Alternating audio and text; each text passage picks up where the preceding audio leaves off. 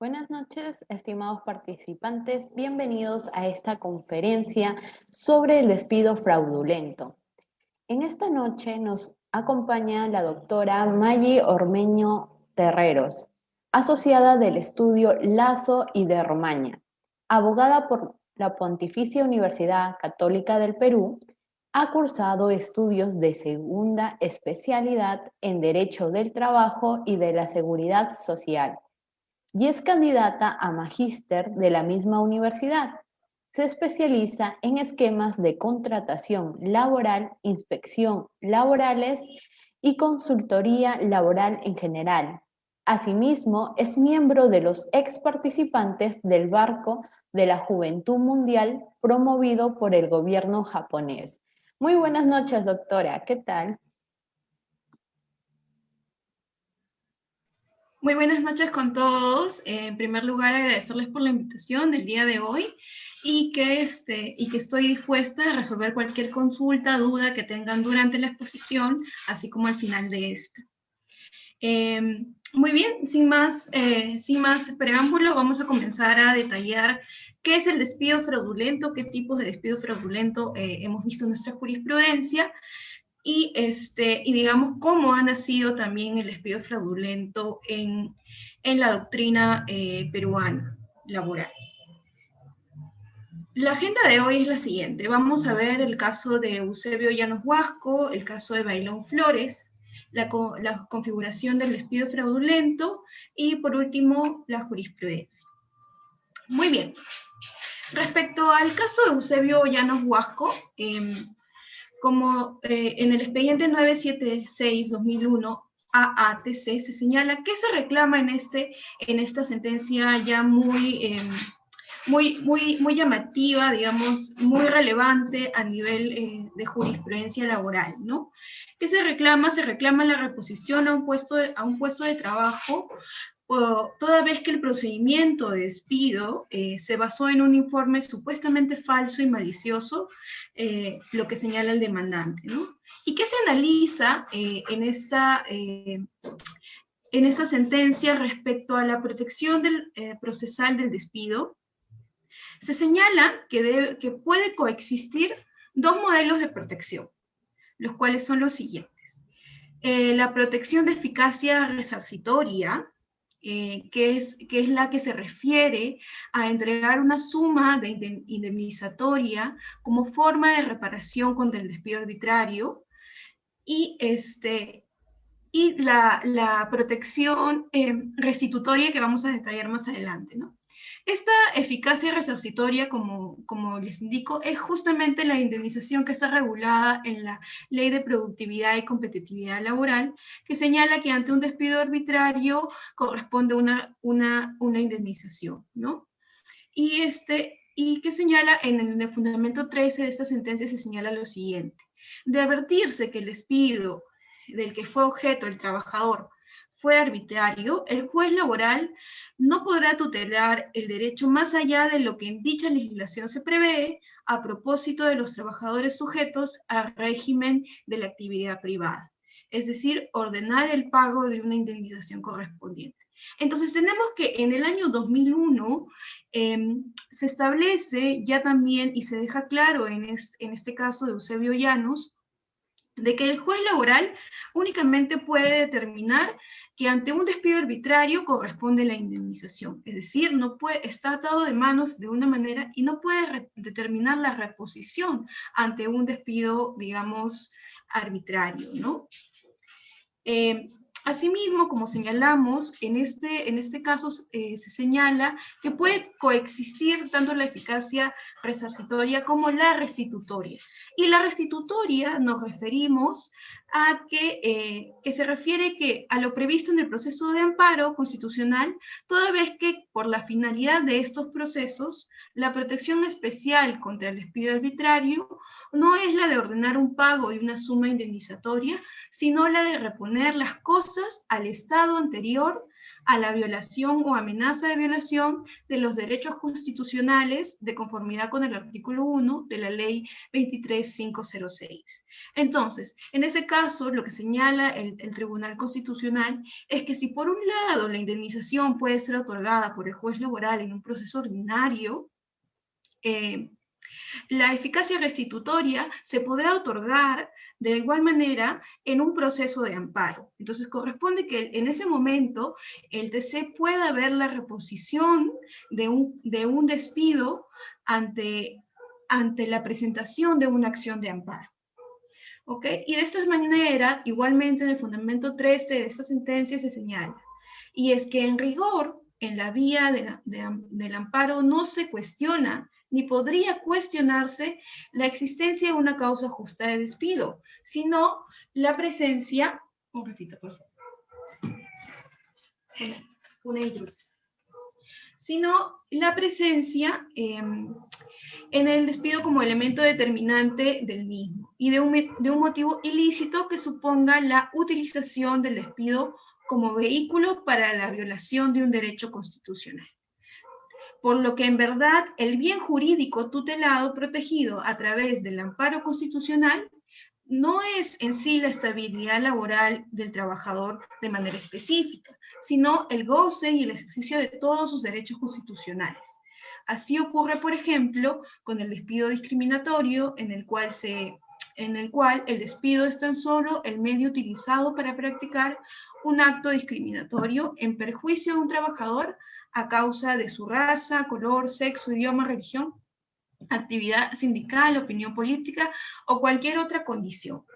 Entonces tenemos que lo que determina en el caso de Eusebio Llanos para aplicar la protección de eficacia restitutoria, esto es la reposición, se señala que lo que procura la finalidad del Tribunal Constitucional para digamos, para otorgar esta eficacia restitutoria, no es únicamente proteger la estabilidad laboral del trabajador, sino todos sus derechos constitucionales, ¿no? En la medida que el despido atente a estos derechos constitucionales. ¿Y cuáles son los tipos de despido que de acuerdo a esta sentencia tan importante merece tutela restitutoria, de acuerdo al TC?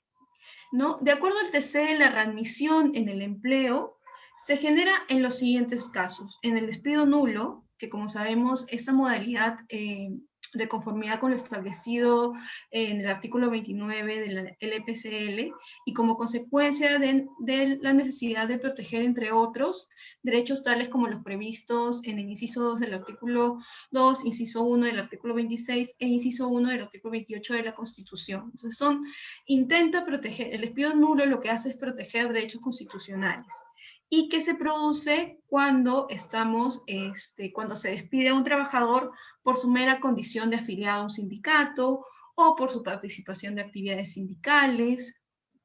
También estamos ante un despido nulo cuando se despide al trabajador por una mera condición de representante o candidato de los trabajadores o por haber actuado en esa condición. También corresponde una reposición en el caso de que se despida al trabajador por razones discriminatorias derivadas a su sexo, raza, religión y opción política, ¿no? Y también se considera despido nulo cuando se despide al trabajador, trabajadora por su estado de embarazo, siempre que se produzca en cualquier momento del periodo de gestación o dentro de los 90 días posteriores al parto. Y también se considera despido nulo por razones de ser portador de SIDA o por razones de discapacidad, ¿no? Entonces, bajo todos estos supuestos, estamos ante un despido nulo si se comprueba que esa es la razón por la cual se despidió al trabajador, ¿no? Entonces, cuando estamos en estos tipos de casos, en estos supuestos, corresponde que el Tribunal Constitucional, en ese entonces, en el 2001, determine una eficacia restitutoria. Ahora, también estamos ante una eficacia restitutoria, ante una reposición, si se comprueba que se haya incurrido en un despido encausado. ¿Y qué es el despido encausado? Es esta modalidad, aparece esta modalidad con la sentencia del caso Telefónica en el expediente 1124-2002 AATC, y en el que se señala que que se produce cuando se despide al trabajador, ya sea de manera verbal o escrita, sin expresarle causa alguna derivada a la conducta o a la labor que la justifique. Entonces, estamos ante un despido incausado cuando yo no le doy al trabajador ninguna, o no le explico ninguna causa justa, o simplemente le digo, lo retiro del trabajo de un día para otro, remitiéndole una carta diciéndole que a sus servicios ha culminado, ¿no? Entonces, ante esa situación comprobada, también corresponde una protección, una tutela con eficacia restitutoria. Y lo que señala, por último, el caso de Eusebio Llanos, es que también corresponde la eficacia restitutoria en los casos de despido fraudulento. Y en los casos de despido fraudulento, como hemos señalado, aparece esta modalidad de conformidad con lo establecido implícitamente en la sentencia del Tribunal Constitucional del expediente 0628-2001 del 2012. En aquel caso lo que se pretendió es una supuesta renuncia voluntaria cuando en realidad no lo era. Entonces se le engañó al trabajador para que firme una renuncia cuando no era la voluntad del trabajador, no era su manifestación querer renunciar a su trabajo, ¿no? Cuando se comprueba que hay una amenaza de renuncia, amenaza para que el trabajador renuncie, ahí también estamos ante un despido fraudulento, ¿no? Y de acuerdo a esta sentencia, se establece el concepto de despido fraudulento, que señala que se despide al trabajador con ánimo perverso, auspiciado por el engaño, por ende, de manera contraria a la verdad y la rectitud de las relaciones laborales, aun cuando se cumpla con la imputación de una causal y los cánones procedimentales, como sucede cuando se imputa al trabajador hechos notoriamente inexistentes, falsos o imaginarios, o asimismo se le atribuye una falta no prevista legalmente, vulnerando de esta manera el principio de tipicidad. En todos estos casos, en todos estos supuestos, vamos a estar frente a un despido fraudulento, ¿no? Claramente también estaremos ante un despido fraudulento cuando existe una fabricación de pruebas.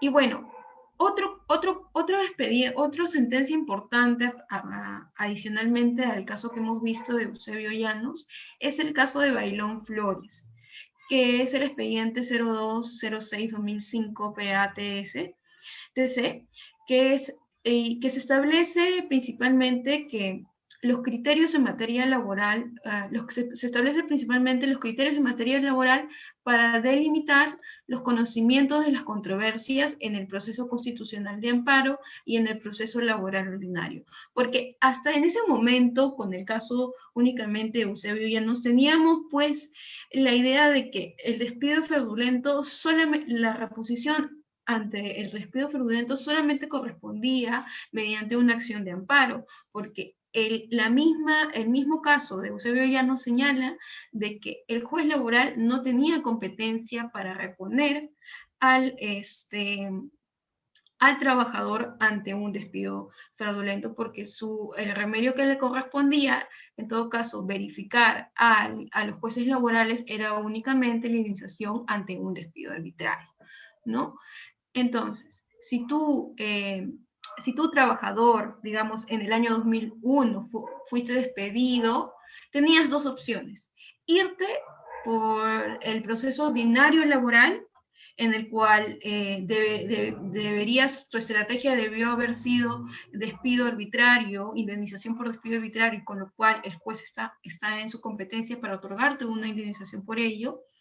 O la otra opción era presentar una acción de amparo al Tribunal Constitucional para que evalúe la reposición en tu puesto de trabajo. Entonces dependía el interés del trabajador de que si quería una indemnización o si quería una reposición, ver por qué vía procedimental acudir, ¿no?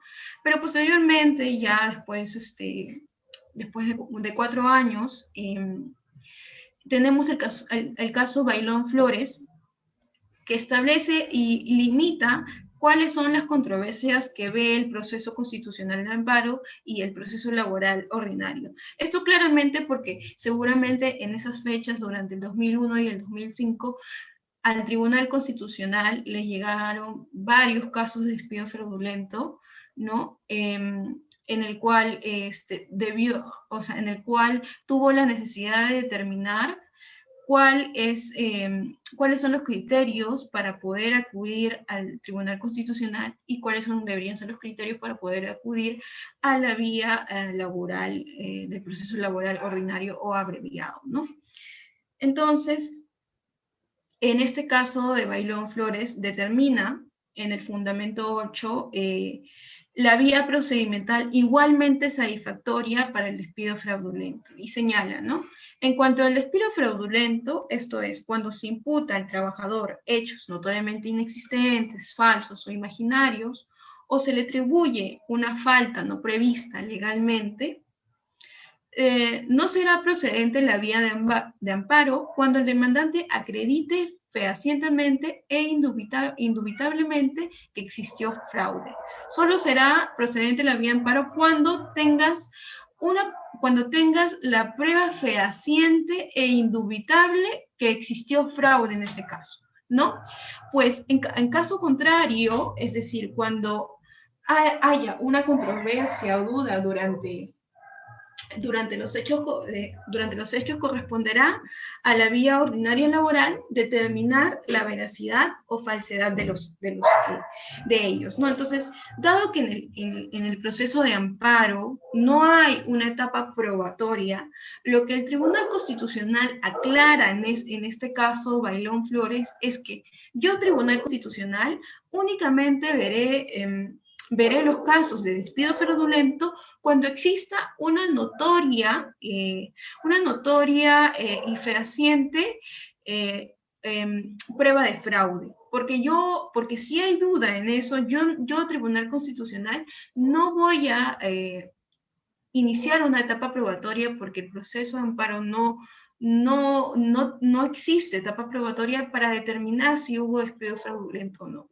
Lo que voy a hacer es declararlo improcedente, ¿no? Entonces, en este caso, lo que además señala que en todo caso, dado esta afirmación del Tribunal Constitucional, nos quedamos pues con una duda de, ok, entonces solamente puedo pedir la reposición si yo he sido sujeto a un despido fraudulento, siempre y cuando sea evidente el fraude, ¿no? Pero sabemos que en la realidad el despido fraudulento es necesario una actuación probatoria, porque ¿cómo puedo yo determinar la malicia del empleador o, digamos, la intención de engaño del empleador o la fabricación de pruebas o de informes, ¿no? Por parte del empleador, ¿no? Porque es necesario en todo caso, siempre va a ser necesario verificar las pruebas durante el procedimiento de despido. Entonces, prácticamente se acorta este derecho de protección, ¿no? A los trabajadores que en ese momento fueron despedidos de manera fraudulenta, ¿no? Y claro, ¿cuál fue la consecuencia de esta aseveración por el Tribunal Constitucional? Como señalo aquí, es que el hecho que el Tribunal Constitucional señale que en los casos de despido fraudulento se deberá verificar si el cuestionamiento alegado por el trabajador se encuentra debidamente sustentado y de no ser así corresponde que se declare improcedente, debido a que el proceso de amparo no existe etapa probatoria para evaluar algunas actuaciones, dificultaba la viabilidad de la reposición en los casos de despido fraudulento que requerían una actuación probatoria. Claramente que con este caso Bailón la opción de querer solicitar la reposición en los casos de despido fraudulento se dificultaba, porque la única manera de que no te declaren improcedente la acción de amparo por despido fraudulento era que tú demuestres fehacientemente, digamos, existe una prueba indubitable de que hubo un engaño por parte de tu empleador, ¿no? Entonces, se quedaban muchos casos como con improcedencia por no tener claridad en este fraude, ¿no?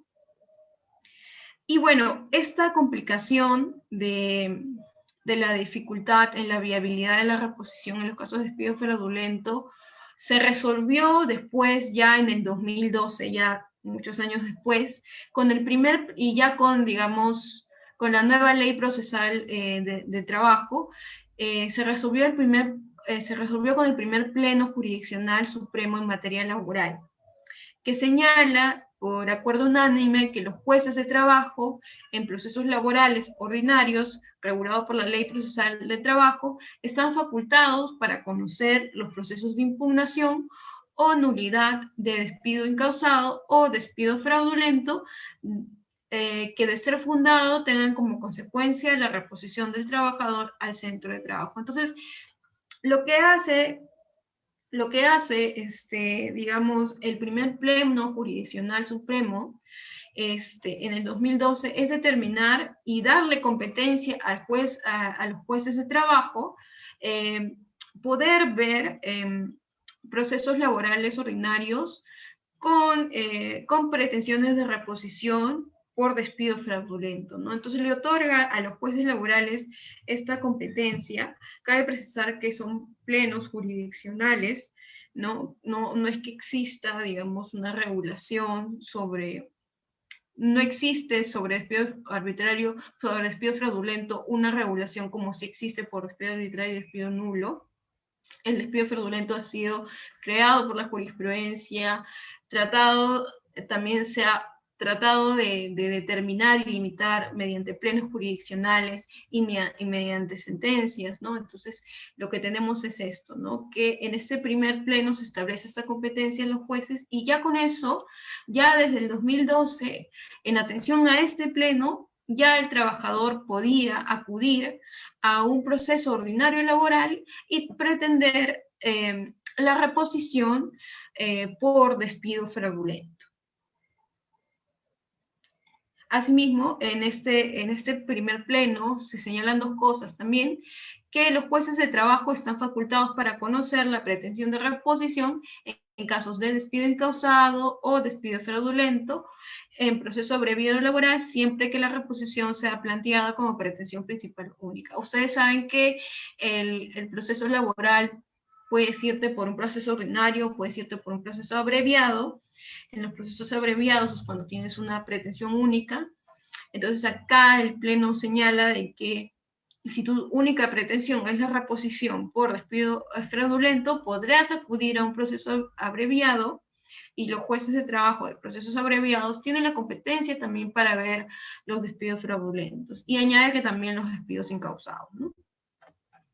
Entonces, con este pleno, lo que se aclara que los jueces laborales tienen competencia para conocer en proceso ordinario laboral o en proceso abreviado, dependiendo cuál es tu estrategia para defender tu derecho, no solo impugnaciones de despido arbitrario y nulo, sino también para atender procesos laborales de impugnación de despidos incausados y fraudulentos. Entonces, hasta el 2012 tenemos que ya los jueces laborales tenían competencia para ver los despidos fraudulentos. Y ya con esto, con este marco, con esta mirada ya nacido de la jurisprudencia y también del pleno, tenemos que la configuración del despido fraudulento es el siguiente concepto, ¿no? Es cuando se despide a un trabajador con un ánimo perverso o auspiciado por el engaño, de manera contraria a la verdad y rectitud de las relaciones laborales, aun cuando se cumpla formalmente con la imputación de una causal y los cánones procedimentales, ¿no? Es lo que señala también el caso de Llanos Huasco. Y y de acuerdo a lo que señala el profesor Blancas Bustamante, él enumera los supuestos donde procede el despido fraudulento, los cuales serían los siguientes. Cuando se le imputa al trabajador hechos notoriamente inexistentes, falsos o imaginarios, ¿no? O sea, me imagino una función del trabajador, ¿no? Una función, me imagino que esa era su función y yo lo sanciono por no haber cumplido esa función. Pero yo no establecí en el perfil del puesto y tampoco establecí en el manual de funciones de la organización que esa era su función. Entonces, si yo no lo establecí y tampoco se lo comuniqué que esa era su función, entonces yo me estoy imaginando que esa es su función, porque él nunca tuvo conocimiento de que esa era su responsabilidad, entonces me invento que tiene esa responsabilidad y inicio un procedimiento de despido atendiendo a que no cumplió esa función, ¿no? Entonces, si se evidencia que esa función no correspondía a su puesto de trabajo, evidentemente en ese caso, aún hayas cumplido el procedimiento de despido, estaríamos ante un despido fraudulento, ¿no? Cuando se le atribuye una falta no prevista legalmente vulnerada por el principio de tipicidad. Claro, o sea, ustedes saben que el artículo 25 de la Ley de Productividad y Competitividad Laboral te señala un listado taxativo de qué se considera por falta grave, ¿no? Entonces, si yo despido a un trabajador, por ejemplo, como vamos a ver en la jurisprudencia, por abandono de trabajo y no he calificado bien los días de abandono de trabajo con lo tipificado en la norma, que dice 3 días, o sea, más de 3 días. Entonces, si los hechos no se evidencia eso, entonces en ese caso también estaríamos ante un despido fraudulento, ¿no? O sea, se está tratando de estirar o digamos no estirar, sino de malinterpretar el, el supuesto de la norma a fin de que calce con los hechos suscitados, ¿no? Entonces, si hay esa intención, ¿no? de la empresa de poder calzar forzadamente una falta grave ante una conducta o capacidad del trabajador, entonces ahí también se podría evaluar que estamos ante un despido fraudulento. Otro tipo de despido fraudulento también cuando se produce la extinción de la relación laboral con vicio de la voluntad. Como vimos, y fue el primer caso que sucedió en el Tribunal Constitucional, es que cuando yo empleador, obligo o condiciono al trabajador su renuncia, ¿no? Si yo obligo, amenazo al trabajador que renuncie y si el trabajador tiene pruebas de que yo lo obligué, lo amenacé y entonces también estamos ante un vicio de la voluntad, porque la renuncia, como sabemos, es voluntaria. Y si existe un vicio en esa voluntad de renunciar, estamos también ante un despido fraudulento. Y otro punto es también la fabricación de pruebas, ¿no? Entonces yo empresa hago un informe en el cual señalo de que ese trabajador era responsable de esta maquinaria tal fecha, y esa maquinaria se malogró justamente en su fiscalización, que de acuerdo a lo que yo considero, ese era sus días de fiscalización de la maquinaria, ¿no? Pero si vamos a ver el registro de asistencia, ¿no? El registro de asistencia o el control interno de a qué trabajador era responsable de esa maquinaria durante el periodo que se malogró, y no era el trabajador en quien lo estoy imputando la falta, también estoy como si estuviera fabricando las pruebas a que este trabajador, porque hice el informe en el cual lo responsabiliza, ¿no? Completamente del error de la máquina, ¿no? Pero si no verifico realmente que este trabajador estuvo en ese periodo, entonces también esa prueba está siendo fabricada, ¿no? No se ajusta a la verdad. Entonces, también estaríamos ante un despido fraudulento. Ahora, ¿cuáles son las manifestaciones posibles de la configuración del despido fraudulento? Ya. Las manifestaciones posibles de la configuración del despido fraudulento pueden ser las siguientes, ¿no? La imputación de causa justa de despido, o sea, cuando yo imputo una causa justa de despido, pero no, esta no se ajusta a la tipicidad del artículo 25 de la LPCL, esta no está, o sea, hay hechos notoriamente falsos, notoriamente imaginados, ¿no? Entonces, en este caso estamos, pues, cuando los hechos imputados como causa justa de despido no existen o cuando existiendo dichos acontecimientos se atribuye una falta no prevista legalmente, ¿no? En este último caso puede incluirse cuando la causa justa de despido existe, pero su materialización se produjo como consecuencia de órdenes directas o indirectas del empleador. Claro, o sea, y si yo al trabajador le indico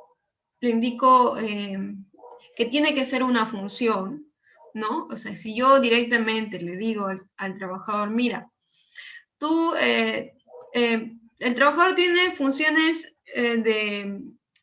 de operario de máquina X, ¿no? Pero yo, como jefe directo, le digo, mira, arregla esta máquina Y, que el trabajador no tiene nada que ver porque no tiene ningún conocimiento de cómo realizar esa labor, ¿no? Entonces, ¿por qué no? Porque él ha sido capacitado y es, digamos, tiene conocimiento para arreglar la máquina X, no la máquina Y. Entonces, si yo le digo al trabajador, arregla la máquina y el trabajador por cumplir la orden, arregla la máquina y la malogra, entonces yo no puedo sancionar a ese trabajador por, por haber, por haber malogrado esta máquina ahí, porque no estaba dentro de sus funciones. Entonces yo no puedo iniciar un procedimiento de despido despidiéndolo por no haber cumplido o haber sido negligente o digamos, o haber sido negligente con arreglar la máquina ahí, ¿no? Entonces, en ese caso también estaríamos ante un despido fraudulento, ¿no? Porque hay una orden expresa del empleador de realizar esta labor y yo no deberías, a pesar de que yo tenía conocimiento de que ese no era su labor, igual le dije que lo haga digamos, no trajo como consecuencia que se malogró esta máquina, entonces yo no debería iniciar un procedimiento de despido por ello, ¿no? Ahora, otra manifestación posible del despido fraudulento es cuando existen las otras formas de extinción de contrato, ¿no? Cuando el vínculo laboral se extingue con alguno de los vicios de la voluntad o por la fabricación de pruebas. Ese es el caso, por ejemplo, cuando un trabajador firma una carta de renuncia por algún acto de intimidación o error producido por el empleador, ¿no? O sea, claro, las amenazas, ¿no? Por parte del empleador para renunciar, o digamos los condicionamientos por parte también del empleador para que realice la renuncia, todos ellos son considerados vicios de la voluntad. Y bueno, en la jurisprudencia se ha señalado, básicamente tenemos casos bastante parecidos respecto al despido fraudulento. Y se señala en el expediente 2158-2006 que se declara la existencia de despido fraudulento porque el trabajador se le imputó el incumplimiento de las obligaciones de trabajo, sin embargo, el trabajador logró demostrar que tales obligaciones no le correspondían, de acuerdo al cronograma de organizaciones y funciones de la entidad demandada.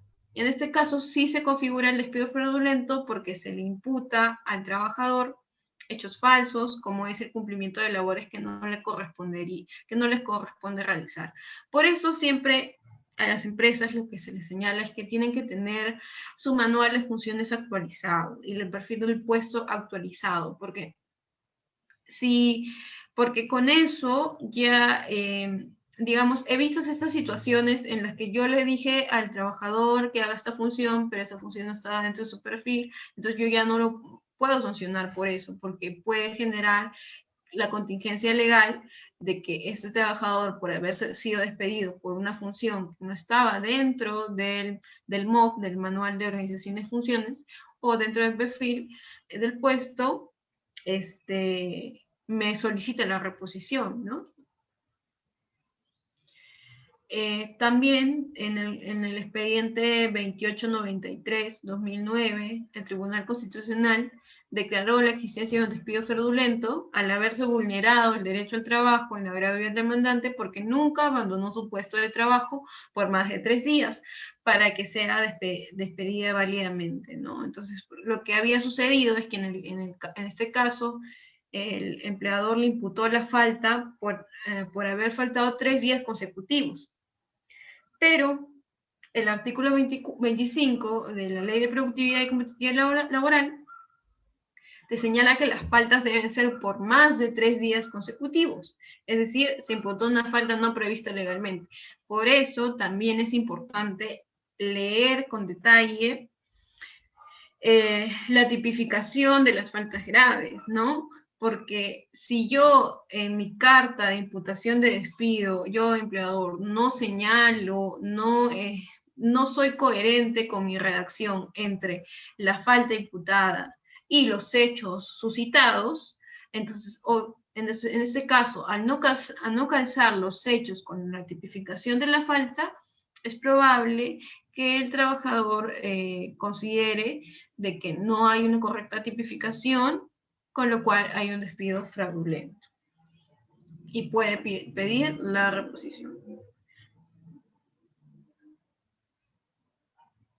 Ahora, en una sentencia un poco más reciente del caso laboral 22-28-2016, igualmente como en el Tribunal Constitucional se señaló, se precisa que no se ha superado la cuantificación establecida en el inciso H del artículo 25 de la LPCL, en la medida que las faltas acumuladas corresponden a 3 días. Sin embargo, el dispositivo legal en mención dispone que la comisión del abandono o inasistencia injustificada debe concurrir más de 3 días, supuesto que no cumple en el caso de autos, menos aún cuando la emplazada ha acreditado que nos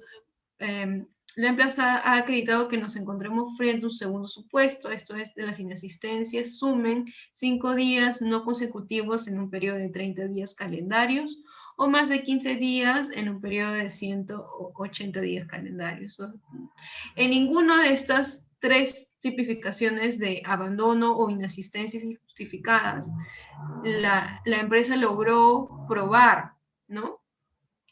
Y al no haber probado y haber confundido supuestos, por eso es que se le repone a este trabajador, ¿no? Entonces, como repito, siempre es importante que la carta de preaviso de despido tenga una estructura que no deje duda de que se cometió la falta grave, ¿no? Porque si yo, o sea, por eso es que mi recomendación siempre cuando se hace una carta de preaviso de despido es que en la introducción se señale cuáles son las faltas graves que se va a determinar, o sea, que se está imputando en este caso, ¿no? Por ejemplo, puede ser el quebrantamiento de la buena fe laboral, o digamos, el incumplimiento del reglamento interno de trabajo, porque tener en cuenta que cada supuesto de la norma del artículo 25 tiene subsupuestos, ¿no? O sea, el inciso A tiene varios supuestos en los cuales deberíamos determinar cuál de todos se aplica en este caso. En el caso del inciso H, por ejemplo, estamos hablando de abandono de trabajo cuando hay tres inasistencias injustificadas consecutivas. O estamos ante inasistencias injustificadas, que ya es otro supuesto, cuando estamos ante inasistencias injustificadas por 5 días en un periodo de 30 días, ¿no?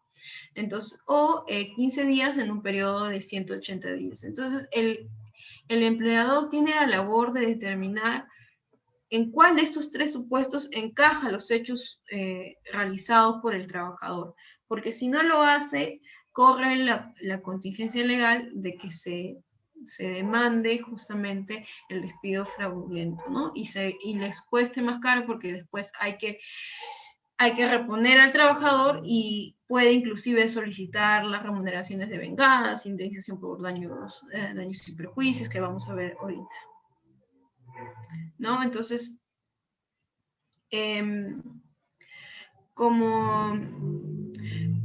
como les había dicho, posteriormente ya en un pleno reciente, es el pleno del 2017 exactamente, el 4 de agosto del 2017, se establece en el quinto pleno jurisdiccional supremo en materia laboral y previsional, se acuerda de manera unánime la indemnización y remuneraciones de vengadas en los casos de despido fraudulento, ¿no? Y se señala que tanto en los despidos incausados y en los despidos fraudulentos, el trabajador tiene derecho a demandar la reposición en el empleo. Además, podrá acumular simultáneamente el pago de una indemnización por daños y perjuicios sufridos. Dice, las que incluyan daño emergente, lucro cesante y daño moral, ¿no? La indemnización de daños y perjuicios sustituye cualquier pretensión por remuneraciones de venganza. Acá especialmente señala, ¿no? La indemnización por daños y perjuicios sustituye cualquier pretensión por remuneraciones de venganza. El juez valorará los medios de prueba para determinar la existencia del daño, la relación de causalidad con el despido, el factor subjetivo de atribución de responsabilidad y el cálculo de una suma indemnizatoria, ¿no? Según el petitorio y los hechos. Asimismo, en caso se le reconozca al trabajador un monto indemnizatorio por daños y perjuicios, el juez de oficio ordenará pagar una suma por daños punitivos, la misma cuyo monto será equivalente al monto que hubiera correspondido al trabajador aportar al sistema privado de pensiones, ¿no? O al sistema que le corresponda, puede ser el sistema nacional. Entonces, lo que establece este pleno es que adicionalmente, como pretensión adicional a la pretensión de restitución, reposición por despido fraudulento, yo puedo pedir una indemnización por daños y perjuicios como segunda pretensión, o sea, de mi demanda. Y esto lo que implica es que yo pueda pedir, digamos, aligerar los daños y perjuicios sufridos, puedo pedir un monto por daño moral, un monto por lucro cesante, un monto por daño emergente, ¿no? Entonces, en el caso de daño moral, lo acreditaré pues con un informe psicológico que determine mi afectación o mi cuadro de depresión a raíz del despido fraudulento, ¿no? Entonces lo acredito con ello. En el caso del lucro cesante, que es todo lo dejado de percibir, ¿no? O sea, todo lo que no percibí a causa del despido arbitrario es la remuneración. En todo caso, es la suma, digamos, la suma de las remuneraciones que no percibí en ese momento porque fui despedida durante todo ese periodo por despido fraudulento, ¿no? Cabe precisar que acá hay que tener en cuenta que lo que evalúan los jueces en este punto para otorgar el monto por lucro cesante es que el trabajador en efecto no haya conseguido ningún empleo posterior a ese despido fraudulento, ¿no? Porque obviamente este lucro cesante, que es lo dejado de percibir, se afecta en tanto el trabajador durante ese periodo realmente no tuvo ingresos, ¿no? Entonces, eso es lo que evalúa el juez para determinar cuánto es el monto de lucro cesante, ¿no? Y también podré pedir un monto por daño emergente, que es, digamos, todos los gastos incurridos a raíz del despido fraudulento. Por ejemplo, los gastos al psicólogo, los gastos al psiquiatra,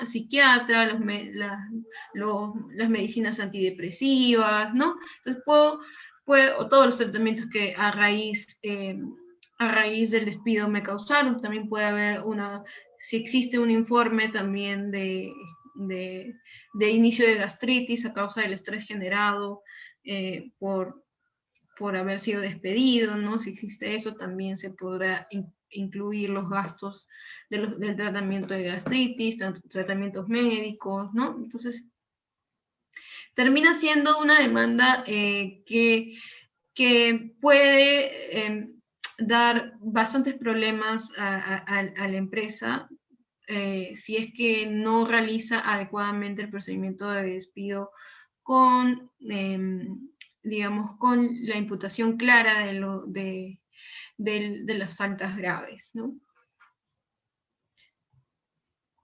Y bueno, si tienen dudas o si quieren más información al respecto, pueden contactarme a este email, ormeno.gm@gmail.com, y yo estoy ahora atenta a las dudas que puedan tener de lo que hemos visto. No sé si alguno de ustedes tenga alguna duda.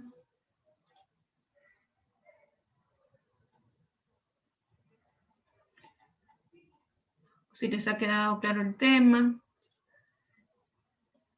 Buenas noches. Sí, Jenny, dinos.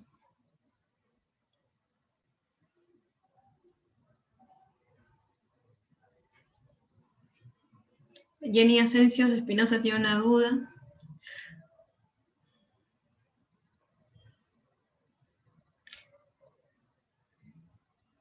Ahora, ¿cómo es el tratamiento legal en el caso de despido arbitrario?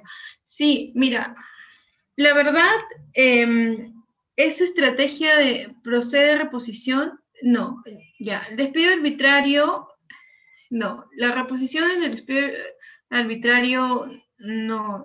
Lo que pasa es que corresponde al trabajador que ha sido despedido, ex trabajador que ha sido despedido, determinar cuál es la estrategia que quiere seguir, ¿no? O sea, si quiere ir por un despido arbitrario, corresponderá a la indemnización. Si quiere ir por un despido fraudulento, puede pedir la reposición, ¿no? Entonces depende qué es lo que, o sea, dependiendo mucho de las pruebas y dependiendo bastante también de cómo se ha llevado el procedimiento de despido, se aconseja al demandante cuál vía seguir, ¿no? En el caso del despido arbitrario, lo que corresponde es la indemnización por despido arbitrario. No hay otra evaluación, ¿no? Si se demandara despido fraudulento, finalmente el trabajador puede decidir la tutela resarcitoria de despido, de reposición, o puede después pedir, o puede, digamos, cambiar esa reposición a una indemnización por despido arbitrario, ¿no? O sea, es dependiendo cuál es la estrategia del trabajador. ¿Por qué la duda? Quiero consultarte, ¿has visto que se ha determinado despido arbitrario como tal, como concepto, y se ha determinado reposición? Porque usualmente cuando se determina que hay un despido arbitrario, ahí corresponde una indemnización, ¿no?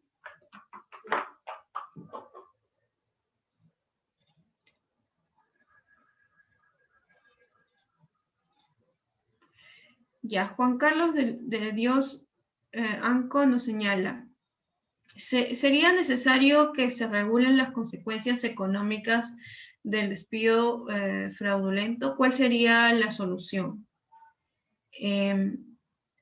Sí, o sea, ¿te refieres a las consecuencias económicas? ¿En qué sentido?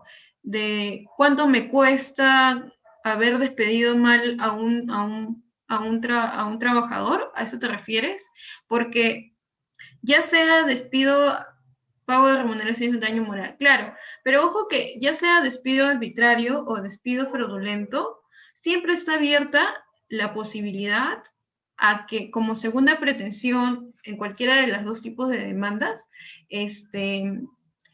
pueda pedir indemnización por daños y perjuicios, siempre y cuando la sufra y siempre y cuando la acredite, ¿no? Entonces, en ambos casos puedes pedirlo. El tema es que, obviamente,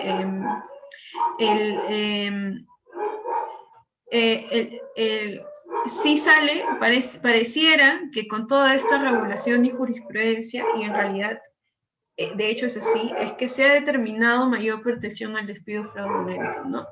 Porque ahí se está pagando remuneraciones devengadas, que en el caso de despido arbitrario, pues no existe, o sea, ¿cómo yo sustento ahí un lucro cesante, ¿no? Si ya me están reparando con la indemnización, porque a lo mucho lo que podría acreditar por daños y perjuicios es el daño moral, ¿no? Entonces sí considero de que ahí los jueces laborales deberían aclarar eso de las remuneraciones devengadas, porque, bueno, hay una lectura del profesor Héctor Campos en la que señala cuáles son los impactos negativos justamente de este quinto pleno, ¿no?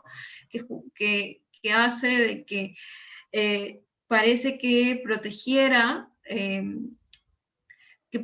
aún más el despido arbitrario y que lo pusiera a la par que el despido nulo, ya con tanta protección, ¿no? Entonces yo sí creo que debería haber una línea un poco más clara, porque por el momento lo que está pasando es que en sedes judiciales sí se pide indemnización por despido, indemnización por daños y perjuicios, y cuando estamos ante un despido incausado o estamos ante un despido fraudulento, los trabajadores sí están pidiendo lucro cesante, ¿no? Entonces sí creo que es necesario evaluar esta, esta entrega de remuneraciones devengadas en los casos de despido, sobre todo en los casos de despido fraudulento, ¿no? Porque el concepto parece que hay una línea muy fina entre determinar si es arbitrario o fraudulento, ¿no? Entonces, sí es necesario determinar, y sí creo necesario que en pleno se determine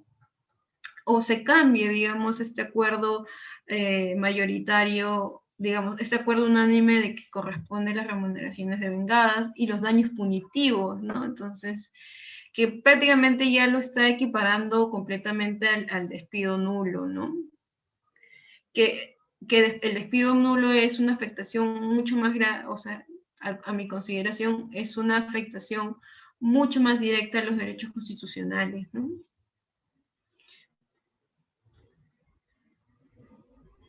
Dice, como veo en las normas laborales cambian, entonces pienso, Jenny nos dice, como veo que las normas laborales cambian, entonces pensé que se habría dado algunos cambios en caso de despido arbitrario.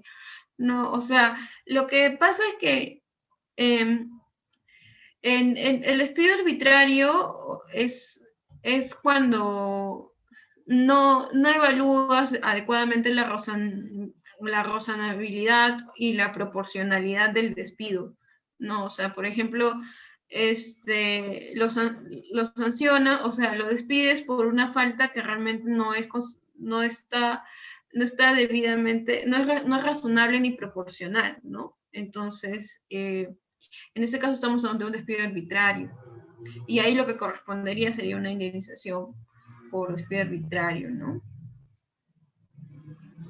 Pero ya estamos en otros casos, o sea, hay un cuadro, o sea, hay un cuadro que tendríamos que hacer sobre los tipos de despidos, ¿no? El despido nulo, que es como ya les señalé, estos despidos que afectan directamente a los derechos constitucionales, ¿no? Trabajadora embarazada, derechos sindicales, ¿no? Discriminación por sexo, raza, religión, o sea, son afectaciones directas. Tenemos el despido incausado, que no le digo nada y de un día a otro le digo al trabajador, chao, ya no te queremos más en la empresa, eso obviamente es un despido incausado. Y tenemos esta figura un poco complicada, el despido fraudulento, ¿no? Y después tenemos el despido arbitrario, ¿no? El despido arbitrario y el despido nulo son los que están regulados por ley. y el despido fraudulento e incausado son los que, digamos, se han regulado, se han determinado por jurisprudencia.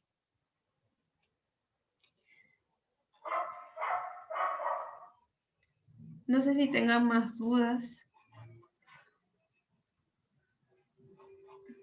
Sí, Jenny, te leo.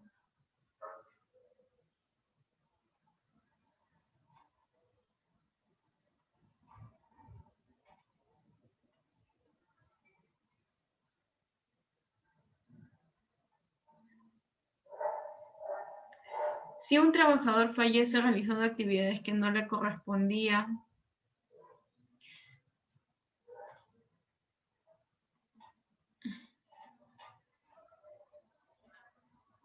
ya, ok. O sea, sus familias, ¿qué acciones deben tomar? Ya. Claro, ok. Mira, si un trabajador fallece por actividades en las cuales no fue capacitado, no, claramente no está dentro de su función del perfil, ¿ok? Esa es responsabilidad de la empresa, ¿no? O sea, porque estoy mandando a una persona a quien no he capacitado a realizar una labor, inclusive de riesgo, que determinó de que el trabajador lamentablemente fallezca, ¿no? Entonces, en ese caso, las acciones que deben seguir la sucesión intestada, los familiares, ¿no? Es em, es la indemnización por daños y perjuicios, ¿no? Por todo esto, y configurar todo lo que se ha afectado a causa de este accidente de trabajo, ¿no? Y demanda a ello, ¿no? O sea, demanda a la empresa una indemnización por daños y perjuicios, y ahí lo que se calcula es si el trabajador tenía 30 años, entonces el trabajador tenía una esperanza de trabajo quizás hasta los 60 o 70 años. Entonces, todos esos años en los que no laboró y no se percibió la remuneración, y tampoco se percibió, digamos, obviamente la remuneración, más el daño y la afectación psicológica de haber perdido a un familiar, todo eso se suma, ¿no? Tienes que hacer una proyección de cuánto ganaba este trabajador y proyectarlo por todos los años que dejó de trabajar porque murió a raíz del accidente. Entonces ahí se hace un cuadro con una proyección y se establece que es una indemnización por daños y perjuicios. María Padilla Guzmán nos señala que tengo una consulta. Tengo un trabajador que tiene TBC, pero no va a sus controles médicos y no cumple su tratamiento como es debido. Ok. ¿Cómo se le pide cuando se le pide los informes médicos para sustentar ante salud el pago de la subvención, no los entrega o se demora? ¿Qué se puede hacer en este caso? ¿Se puede despedir? Ya, mira, ok, es un trabajador de TBC que no te está cumpliendo con el tratamiento que debe seguir para controlar su enfermedad. Entonces, en ese caso, cuando es evidente, cuando es, digamos, reiterada este incumplimiento, sí se puede despedir. Hay una causal me parece que es por capacidad, del artículo 24, que señala que es una causa de justa de despido el no cumplir con los tratamientos médicos o con las medidas médicas para la mejora de su salud, ¿no? Es lo que te señala el artículo 24. Entonces, ahí tienes que ver y tratar de juntar documentación la más adecuada, o sea, toda la documentación posible para acreditar esta causa justa de despido, ¿no? Por ejemplo, que le estés pidiendo por correo que por favor te envíe el informe con fecha tal, pero que no lo haga y te lo envíe un mes después. Tener en cuenta que siempre y cuando sea responsabilidad del trabajador, porque a veces puede ser que la misma entidad no le esté mandando el informe a la fecha y por eso es que te manda tarde, pero si es su responsabilidad y no lo está haciendo, y si es su responsabilidad ir a la fecha citada por el médico y no está yendo, entonces ahí lo tienes que acreditar. Ya, con esa acreditación ya puedes iniciar la elaboración de la carta de preaviso de despido. Jenny, gracias a ustedes. Creo que ya estamos, no sé si tienen más dudas. Espero que les haya quedado claro el tema. Si no, igualmente me pueden escribir. Yo estoy atenta a sus dudas y sus consultas que puedan tener a raíz de esta ponencia. Y encantado de compartir con ustedes un tiempo y también de compartir los conocimientos que tengo sobre el derecho laboral, que es muy importante también saberlos todos para saber cómo ejercer nuestros derechos como trabajadores, ¿no?